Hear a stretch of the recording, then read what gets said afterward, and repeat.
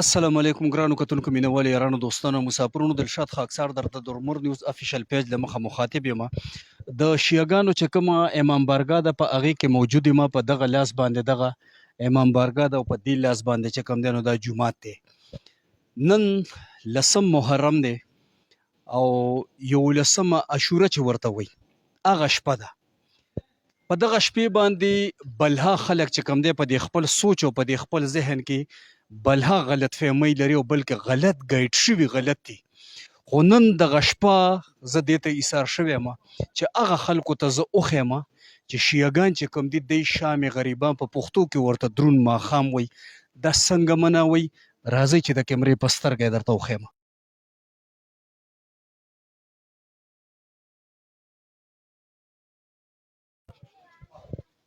دا د دې جومات غټ ګیټ دی په دې ګیټ باندې چې کوم دی نو په دې باندې زنانه دننوځي او زه چې په کوم ګیټ باندې دننوځم په دې ګیټ باندې سړي دننوځي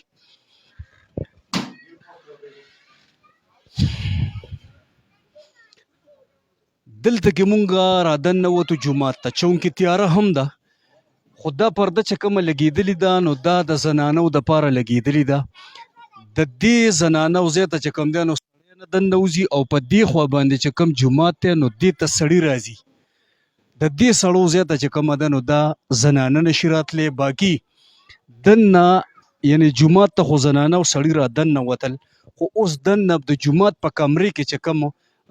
حالات دي اوس درته هغه هم د کیمرې په سترګه باندې ښیم چې زنانه څنګه کینی او سړي څنګه کینی راځئ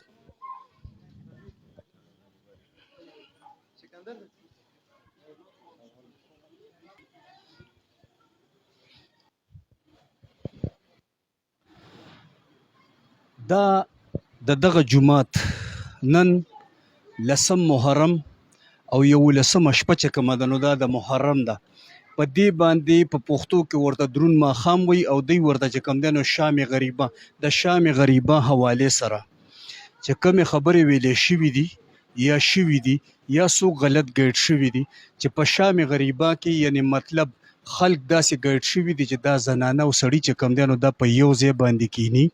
بیا دوی ته چې کوم دی نو هغه پښتو کې به هغه خبرې وکړو چونکې په پښتو کې خبرې شوي دي د خلکو هغه مایند په دغه خبرې باندې خراب شوی دی چې دوی بیا لایټ مړ کي نو که چا د چا خور ونیوه او که چا د چا ښځه راونیوه نو هغه تاسو ته مونږ د کیمرې په سترګه باندې صرف دومره ښایو چې کم ګیټ باندې زنانه راځي په هغه ګیټ باندې د سړي څه کار نشته او په کم ګیټ باندې چې سړی راځي نو په هغه ګیټ باندې د زنانه څه کار نشته باقي دغه جومات چې تاسو ته ښکاري نو دا پرده د دې جومات په دې کمره کې لګېدلې ده د دې پردې نه اخوا زنانه ناستې دي او د دې پردې نه دې خوا چې کوم دي نو دا سړي ناست دي اوس مخکې څه کېږي هغه تاسو ته مونږ د کیمرې په سترګه باندې ښایو في كتابه قل لا أسألكم عليه أجرا إلا المودة في القربى وقال رسول الله صلى الله عليه وآله وسلم اللهم إني أحب حسينا وأحب من يحبه بر محمد وأهل بيت محمد صلوات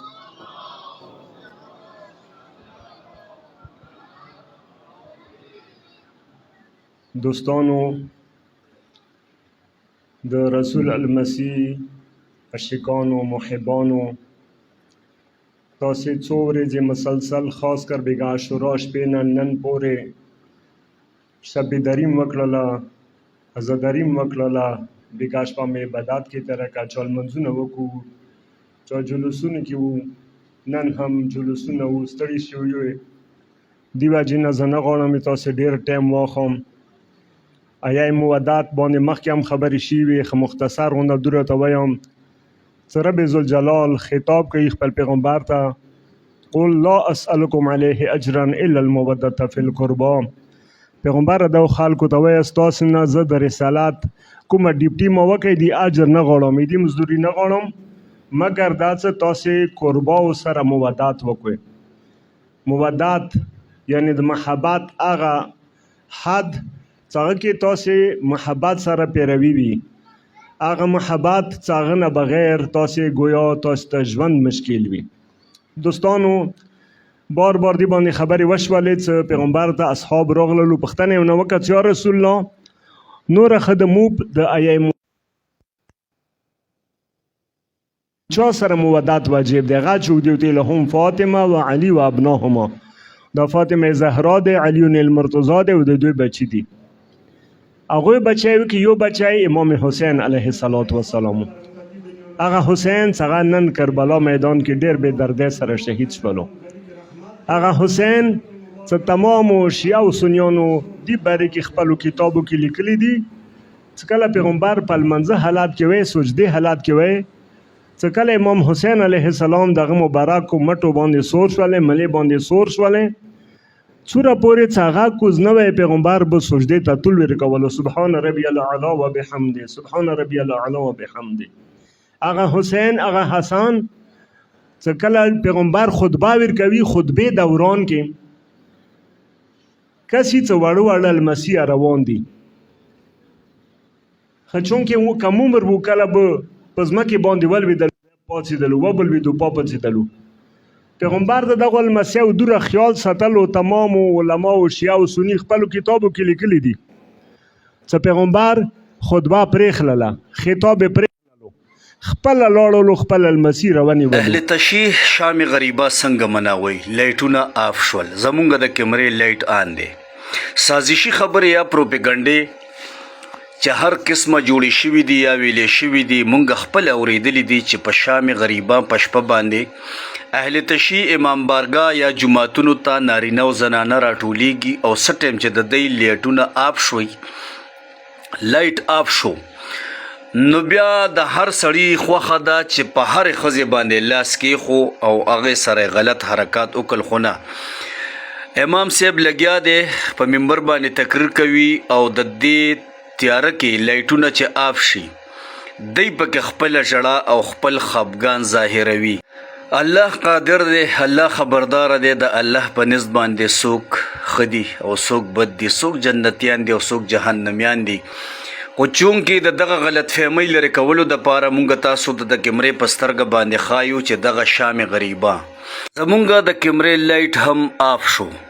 توره تیاره شوه په دغه توره تیاره کې دی خپله ژړه او خپل خفګان ظاهروي خو چونکې لایټ د دې دپاره مونږ آف کو او آن کو چې لایټ آف شي نو هم په دغه محفل کې زنانه نه ښکاري او چې لایټ آن شي نو هم په دغه محفل کې زنانه نه ښکاري خو چونکې هغه خلک چې هغوی دا خبره کړې ده شام غریبه په شپه باندې اهل تشیع دا نارینه او زنانه یو جومات ته امام بارګاه ته راټولیږي او چې لایټ آف شي نو دی نارینه چې کوم دي نو زنانو سره غلط حرکات کوي او چې هر سړي د هر چا لور او خور راونیوله دغه شک او شبهات لرې کولو دپاره او د دغه پروپیګنډې ختمولو دپاره نن شام غریبه چې څنګه ترتیب سره مناویږي هغه تاسو ته مونږ د کیمرې په سترګه باندې وښول مولانا صاحب واورئ چې مولانا صاحب کومو جذباتو کې لګیا دی او خلک ورته خپل خفګان او خپله ژړا ظاهروي الله اکبر ای عزادارو نن شپه دی نن سپېرنوالي شپه د علي لور مې لاړه دی پرې ته کاش په ګنهګار هغه ځای کې وی چې علي لور ته مې نه ځای د علي لورې ته خیر دی ارام وکړه په نن ورځ د من شهیدان شوي دي د علي لورې ته ورونه شهیدان شوي دي او د علي لورې ته ارام وکړه خیر دی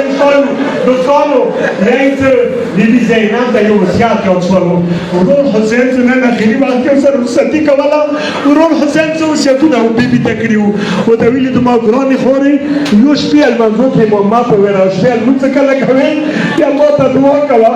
بلې څه وصیت کړی وو بلې دا وصیت کړی چې ما ګرانې خورې ما نه وروسته ما وړو وړو یتیمانو باندې ښه فکر وکړه چونکې یتیم باندې فکر کول پکار دي ما وړو